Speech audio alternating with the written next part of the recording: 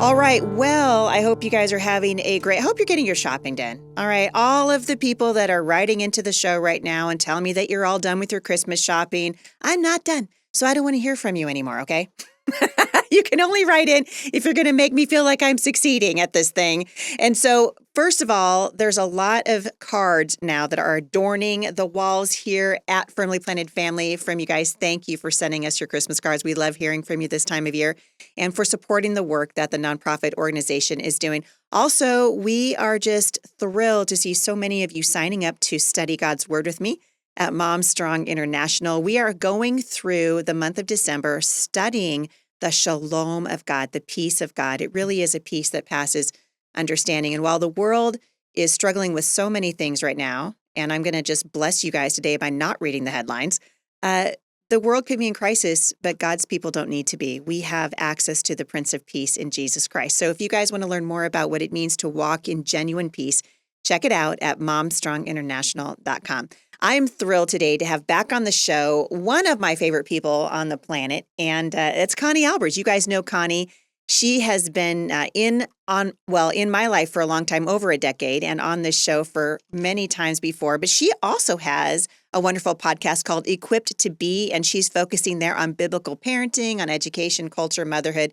And her podcast was recently voted in the top 50 Christian mom podcasts in Podcast Magazine. I love that. She's married to Tom, who is a wonderful friend of ours. Also, she's a mom of 5, recently became a grandmother, and she's a mompreneur. I love her to pieces. Today, we're going to talk about friendship. Hey, Connie, welcome to the show. Hey, Heidi. I love it. Thank you for having me on the show. It's always a treat to be with you.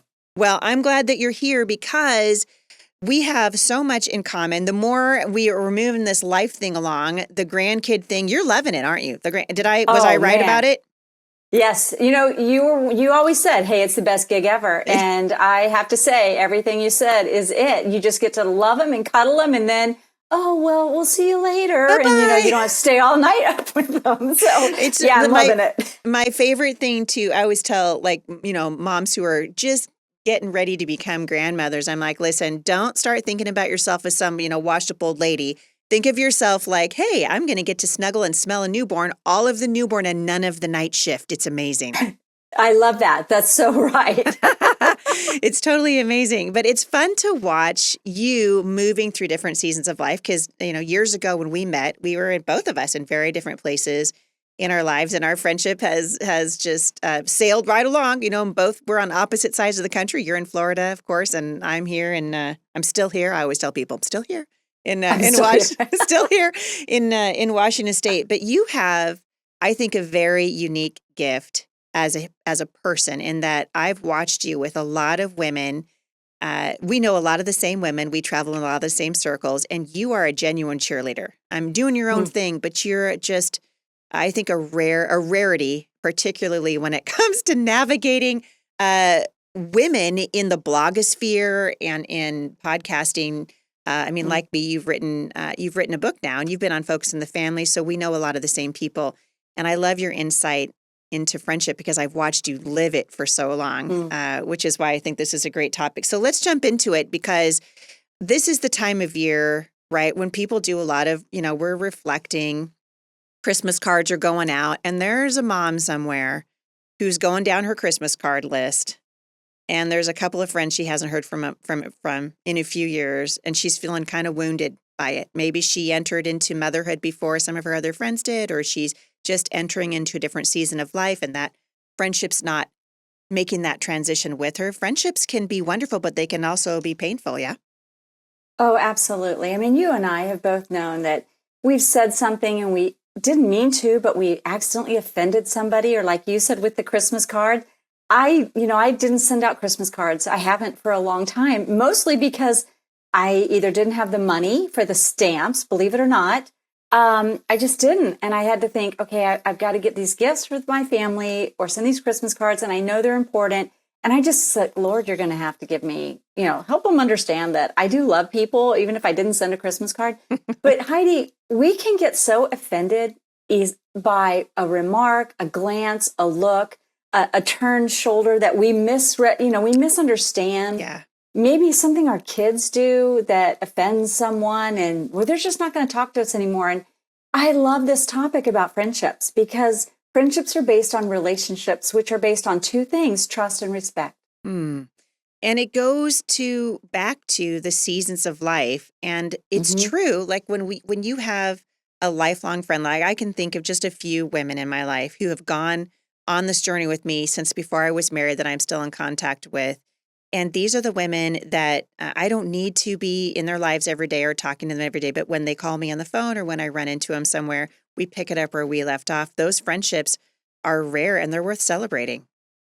They are. As a matter of fact, when we finish the show, I'm going to go meet up with a group of 5 friends. We call ourselves the Posse.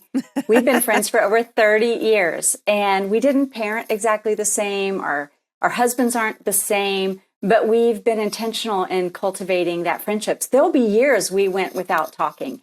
But when I think about our seasons of friendship, and I think about like you and I were friendship, if we were like to really judge, you've been to my house multiple times. It's And true. I actually haven't been a good friend because I haven't come to your house. I know. I'm like, woman, you have family in Washington State. So I now I'm starting to feel snubbed. Okay. I Now know, now right? Well, we're gonna get to the snub part. yeah.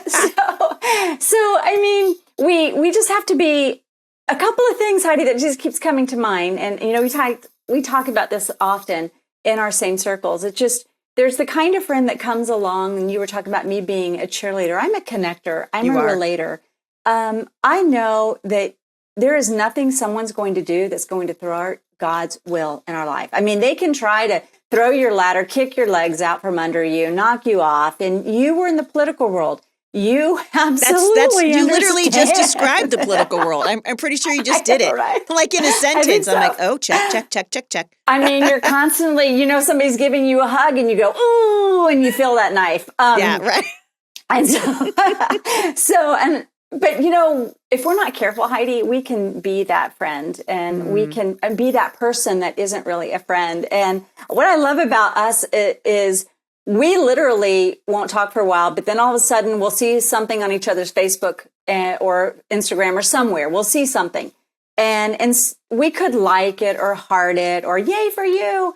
Or we can send a text and say, yeah. hey, and not be offended if we don't have this long dialogue. And so when we talk about like the seasons of friendship, I think about God didn't design friends to go the distance, every Mm, person you meet to go the distance with you. Some of them are going to be a season. Maybe it's when your kids are little and you're nursing and your toddler years and your potty training, or the elementary years where they're doing school plays together, or the middle school years when they're doing sports and you're, hey, can you pick my kid up from the soccer field and run them over to, piano lessons? right. And those are beautiful and they have such a place in our lives. But that doesn't mean that they're going to have a place in 10, 20, 30 years from now. But in order to have that long-standing friendship, Heidi, you have to really be unoffendable. You can't be so sensitive. No, we can be sensitive, but you can't be so sensitive Right. that everything that they do offends you, and then you harbor it because you get, your feelings hurt and you don't talk to them. That's not the basis of a strong friendship. And anyway, I think that the friends that we have when our kids are little, like if you're a new mom and you just have one friend and you see them at the park or you see them in the co-op or school classroom plays, they can have just as much of an imprint on your life as somebody that's gone 30 years Mhm. because God's put them in your life for a season to speak life into you or for you to speak life into them. And that's the beauty of it, is not resenting what you don't have, but celebrating what you do have. And then when you Mm, get to where we are in our season of life, Heidi, we're able to look back and say, oh, this person was really special for a lot of my children's years. yeah. And I think that's important for us to understand. Yeah. I do too. Well, and you mentioned the word offense, and I taught on this several years ago at Mom Star International. The Greek word for offense is scandalon. It means the part of a trap where bait is hung. And I think a lot of us, we take the bait. We live in a world that is obsessed really with the state of being a victim. And so sometimes we create that sort of drama for ourselves. And those, I think women especially, we can be, guilty of this. You see something on Instagram, like, hey, wait a second, those all people are hanging out. I didn't get an invitation or whatever it is. And we can obsess over things that don't matter. And that actually makes us a person that's hard to be a friend with. And so I've had conversations with women over the years, and I've had, even in my own life, people have confronted me or said, hey, Heidi, you might want to think about this. If you find yourself, and I'm curious to what you think about this, but this is sort of how I've looked at things, I think more as I've gotten into later seasons of my own life in friendships. If I look at my life and I see just a littering of friends, all over the place, they used to be in my life and now they're not, I might need to take a good hard look at myself, because it's very likely that I'm the problem. Maybe I'm the one who can't keep a friend because I'm easily offended or because I just don't show up, right? Friendship is a two-way street. And I think we've got to start. I mean, it seems to me that we should be looking at ourselves first. Oh, absolutely. Well, God tells us to examine our heart. And I think that I love when you said, and I remember it was probably, 5 or 6 years ago, you were talking about something that you had done to a woman that was a friend of yours. You didn't even know you did it. But that person was mad at you for a long time. And they finally came up to you and said something. You're like, I had no idea. No. And I think if we really want to have friends, we have to be a friend and we have to be intentional about it. And then we have to trust God. You're going to pour in. You're going to reach out. You're going to be friendly. You're going to be trustworthy. You're not going to be sharing their secrets with others. If they're sharing something with you, keep it private. Don't, oh, well, did you hear about that? Right. That's their business to share it, in my opinion. I don't want to be part of a grapevine. I don't want to be either part of the rumor mill. I want to be somebody that knows that they can trust me. And with the hard matters, because we face some really hard stuff. I mean, Heidi, you and I both walked through some really hard seasons. And, you are a friend to me. And I know if I share it with you, you're not taking it over there so you can get a step ahead of me in this or that, or, oh, she's down right now, so I can just make a few moves, or I can, do this. That's not friendship. That's not real. That doesn't honor God either. No. And in the long run, it doesn't work, because that's not how you do it.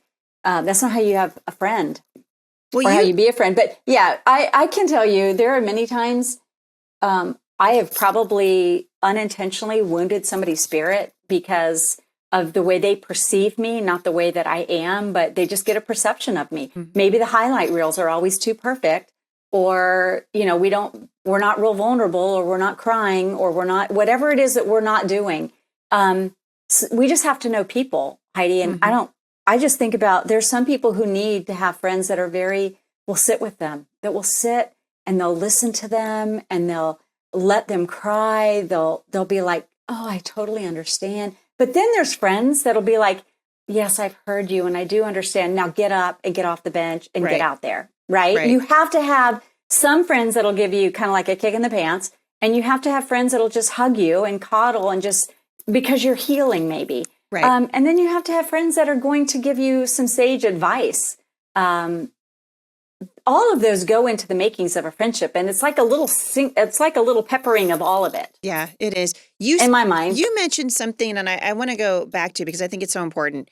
You were talking about the importance of intentionality in friendships. A good friendship, and especially one that lasts over time, it's like a recipe, right? That, if we're going to make just the right stew, you got to have the right ingredients. Well, a friendship is the same way. And I think you're right. It starts with intentionality. So what does it look like? Talk to the mom who is in the middle of raising her kids right now, and her life is crazy busy, and she doesn't have a lot of time to pour into friendships because it's all she can do, just get food on the table and keep up with her marriage, and maybe she's homeschooling.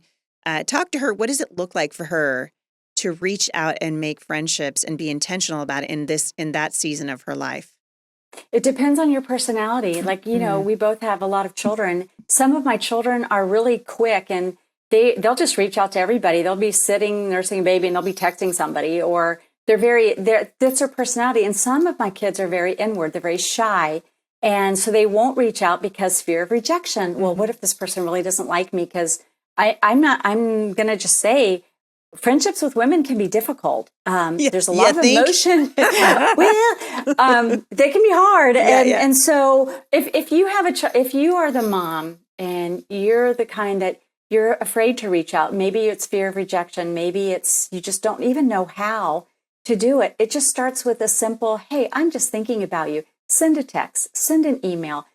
I know people aren't calling like they were, but if you see them out and about, just say, hi, I just wanted to know how you're doing. Start simple. Just start with a little simple thing that you can do. Mm-hmm. How's your child doing today? How is school going? How is, what's your meal plan? How are you buying groceries this day? So, for those that are a little bit more outgoing, just realize everybody can't be your best friend. Mm. And you and I were talking about this. We have to be discerning. We have to be careful in who we allow into that like inner circle. There's friends that we're just friends with, we get along with, and we have fun. And, they help us in our businesses, or they help us in our ministries, or they help us with marriage, maybe when we're having a hard time with our marriage, because marriage can be hard. Or we have a teenager and, they're talking smack and, we're just trying to survive that day.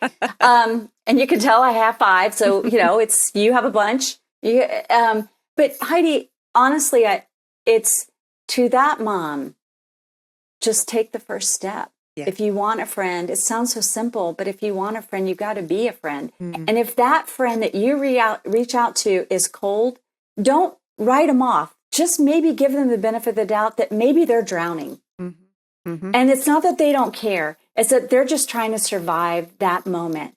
Reach out to them a little bit later. Hey, I know you must be super busy. I bet you're dog tired. I mean, my daughter and daughter-in-laws are both in the baby phase where they're not sleeping very much. And so they're not doing a whole lot except for trying to nap when that baby's napping, or, heal and kind of pull life together and figure out motherhood, which is, we're still figuring that out, right, Heidi? Right. But have grace. Have grace with those moms and just keep putting your next step forward. And if God is breathing life on that friendship, it'll flourish. And if not, let it go. And don't think that I'm being, if you're being the jerk, fix it. But if you've honestly put your best foot forward to try to be a friend and they're not reciprocating, there's somebody else that does want to be a friend with you. And then look for them and pray for that. Pray for the Lord to bring you somebody who is like-minded, or maybe you can serve. And I think that's something we often don't talk about is, I said intentionality. But Heidi, we've got to serve. And that's kind of like the lost art. It's who's serving us. How can we serve? How can we, just write a little note or send a little text or a little something that lets them know you're not alone. You're enough. I'm right in there. I'm right there with you. I get it. And just know I'm here. No expectation. Yeah. I love that. And I think for women who are so busy, for as much access as we have to each other through social media, and I know that you and I have talked about this before, social media is never a substitute for an in real life friendship. These real life relationships where you're making a phone call, where you're going out for dinner, where you're at least connecting. I think I told you a long time ago, my friend Margaret, she's the one who, she's one of just a handful of people that I've been friends with for what feels like 100 years, like before I was married. And there was a season in our lives where we were both raising our kids together. We're potty trained together. We were doing creative memories. Remember that? Like creative memories. Oh my goodness! Yeah, scrapbooking and doing. You spend $400 on a scrapbook. Whatever. We're trying. Jay's still or trying to. Or I would to just say like all my photos are in boxes. I never got them to the book. Right. So Margaret would come to my house, or I'd go to her house, and we'd put our kids down or whatever, and we'd stay up scrapbooking till all hours of the day and night. Well, there was a point in which I called her one time, and we were doing what friends do, and we were gossiping, and it was wrong. I mean, Lord forgive me, and He did. But anyway, so we're gossiping. And I was talking, she was like, did you see, your old boyfriend from high school, right? Keep in mind now, we're in our 30s. I don't care about this guy at all, but it was just a funny thing to talk about. She's like, well, I saw him. And I'll tell you what, girl, you dodged a bullet. And I'm laughing. Oh, it's so funny. Well, just a little while later, Margaret gets a phone call. And it turns out that the woman that married this guy heard our conversation on a baby monitor. Mm-hmm. That's right. No way. Are you? Yeah, no, that actually happened to me. Margaret calls me and she was just like, Heidi, CYE. And I'm like, CYE. I don't know what CYE. And she goes, check your email. And she hangs up on me and I check my email and she's like, okay, I don't know where in the neighborhood this woman is, but apparently she just heard our entire conversation on a baby monitor. Do you remember baby monitors? Like back in the 90s, and they would literally pick up your conversations. Yeah, that happened to me. You know what I learned then? I learned a lot about friendship. First of all, I learned keep my mouth shut. I learned that. Yeah. But I also learned this is a woman who, Margaret makes me laugh until I cry. Like you have to have people in your life that you have that survive all this stuff, that you can talk about this stuff, and it just becomes someone that brings a lightheartedness. Like whenever I see her, I don't care when it is, she just makes me smile. And we got to have those people in our lives. The stories that we're going to be sitting on a porch someday in our rocking chairs, going, "Do you remember when your friend overheard our conversation 45 years ago on a baby monitor? You know, it wasn't funny then, but it's sure funny now." And I think giving yourself permission to laugh, bringing that levity into friendships, is another thing that I've observed in you over the years. Just you're someone who is just people can just let their hair down with and have a lot of fun with. We've got to be able to laugh about the things that are difficult and pick each other up when we're having a hard time, and then recognize, and I love what you said at the beginning and I wrote it down, friendships will come and go. Not everybody's going to make it through every season of our life, but we can release ourselves and be the women that God wants us to be when we release that person into a new season of their life without trying to hold on to them. Yeah, that's hard to do because we're afraid. We're afraid. Who will I call? Who will I talk to? And I find the older I get, the smaller my friend group really gets.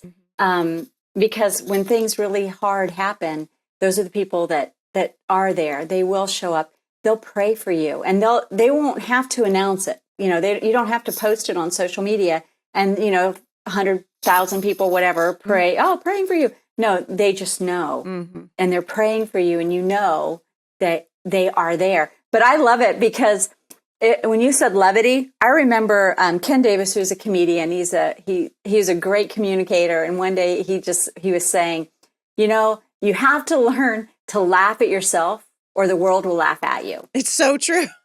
Right? I mean, if we really take ourselves so seriously, they'll just laugh at you. I would want them to laugh with me. And you and I have had some funny moments, and some of them we keep very private. And some of them we both can laugh immediately. It's very because true. Life happens, right? Yeah. With children. But we have to not pretend to be somebody we're not. You talk about that a lot, Heidi. Yeah. You talk about just being authentic and being real and not putting on a mask and not putting on a facade of who you're not. There's times where you have to do certain things. You have to go to work and you have to put on your work face, or you have to, suck it up, as they say, and just get on about what you've got to do when you're faced with a hard situation, like, losing your dad. You're in the middle of a campaign and, your dad passed away and you still got to go out there and vote for Heidi. I mean, right. You still had to do all of that stuff, hard stuff. And there were a few people, because I've watched you, Heidi, there's a few people that will wrap their arms around you. And there's probably more than a few, but there are those key people that will wrap and gird you up in prayer and laugh with you and cry with you and sit with you and send you a note. And that's the kind of people we need to be, where we can tell hard things. We allow ourselves to be loved. We allow others to meet us in a vulnerable place with discernment. And that comes with just walking with the Lord, in my opinion, because he gives us discernment. But yeah, I love your levity. I love the levity piece of it, because I mean, if we can't laugh at ourselves, our kids are certainly going to shout out from the rooftops all our. So I mean, that's like my kids' favorite thing. I'll post something on social media and then they'll just post something up there. I'm like, I'm going to block you. Yeah. I have a friend who usually when she texts me, she's like, Heidi, I just want you to know you're on my special prayer list now, which is just her way of saying, why? Wow, look at you. I've elevated you. I've elevated you. You need more prayers. You need more prayer than the regular person. You had said something, Connie, before we started recording that I wanted to touch on. There's two things actually before we wrap it up today.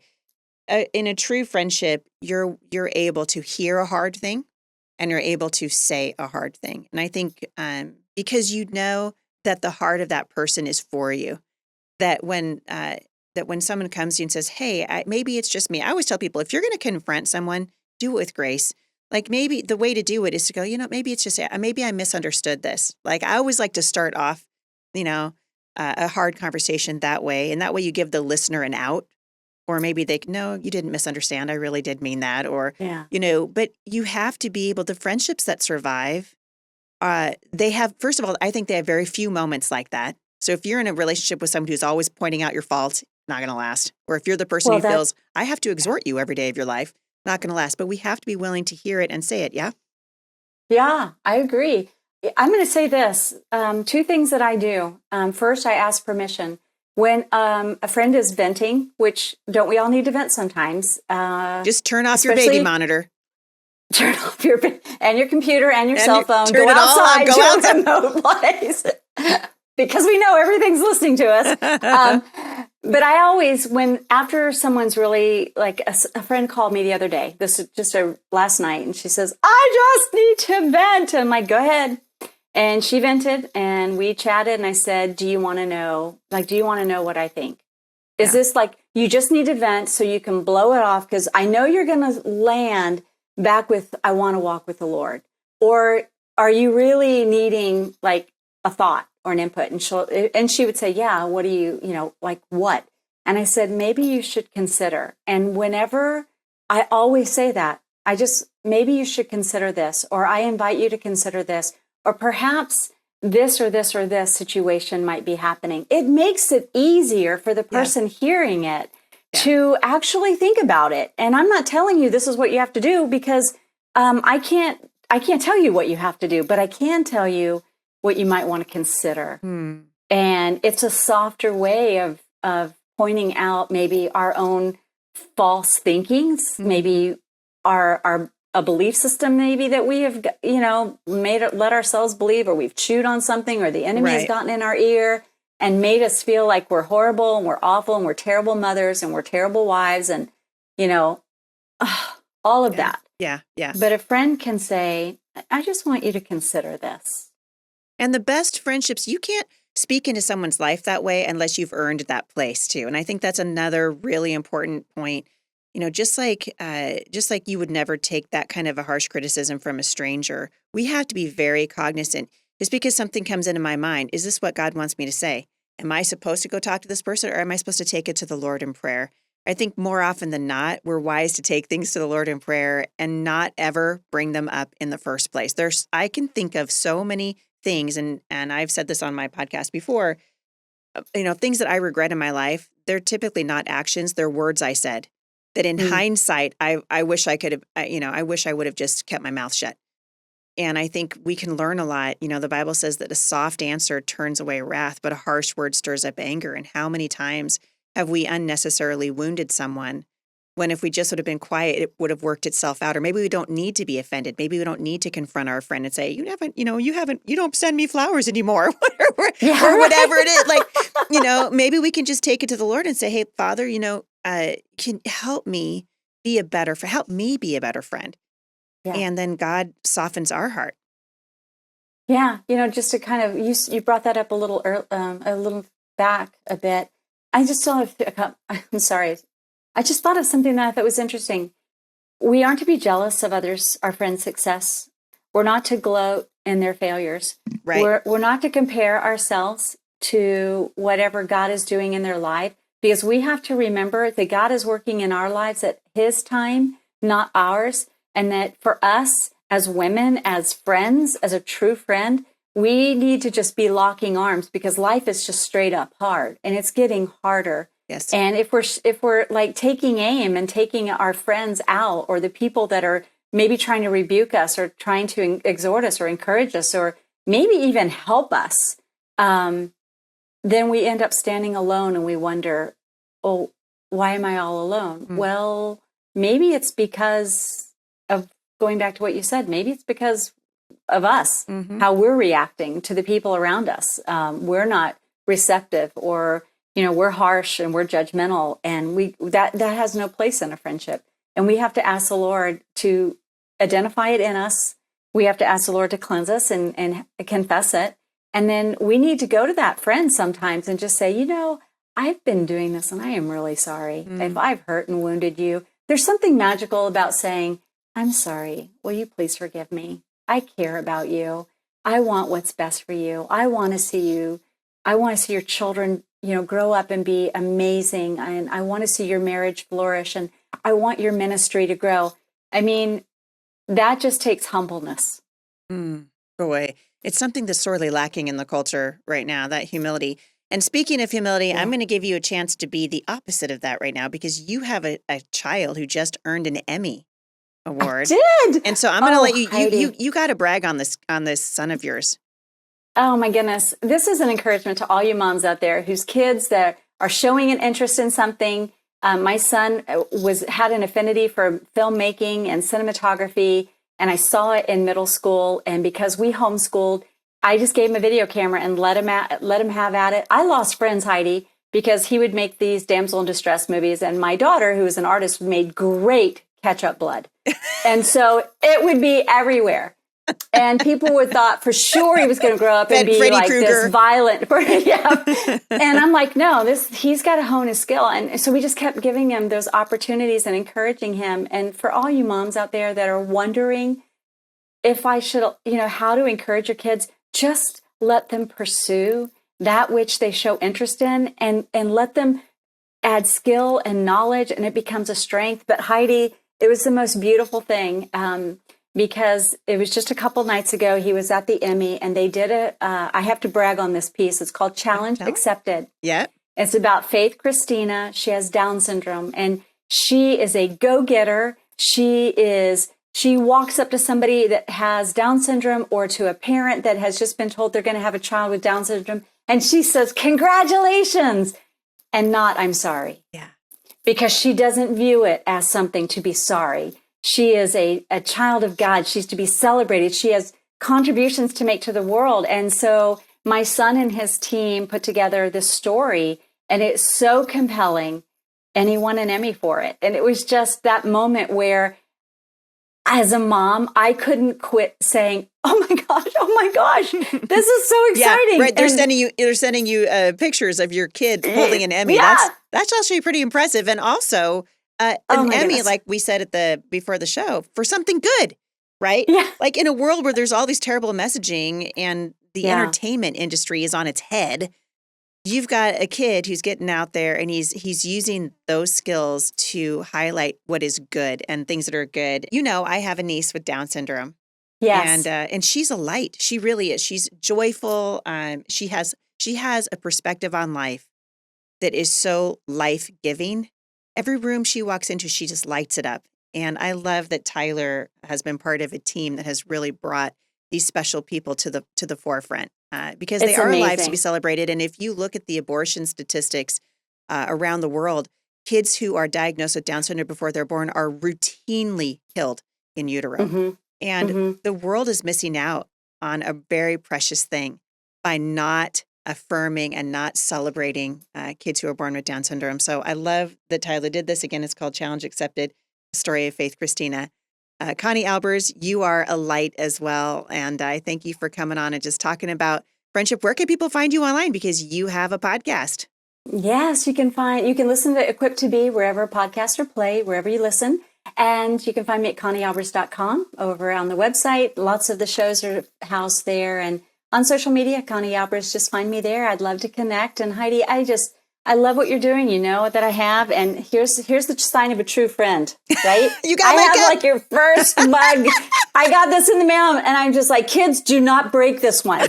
It survived. I'm so proud of you. Thank you. Proud of you. Well, and all the work that you're doing.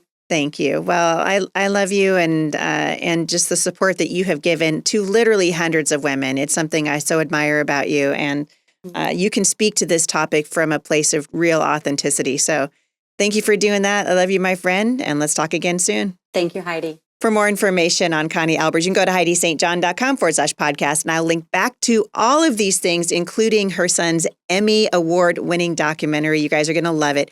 Just go to HeidiSt.John.com/podcast. You guys, be a good friend today. You have an opportunity to make friends and to be a good friend.